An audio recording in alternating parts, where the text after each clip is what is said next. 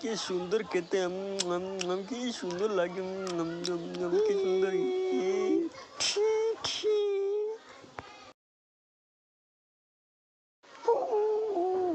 এই কি হলো? কে রে?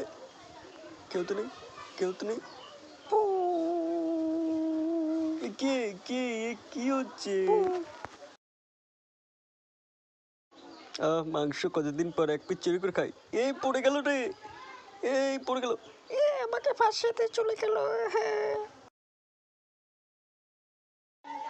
শালা পায়খানাটা বেরোচ্ছে না কেন? আমি বেরোবো না, আমি বেরোবো না।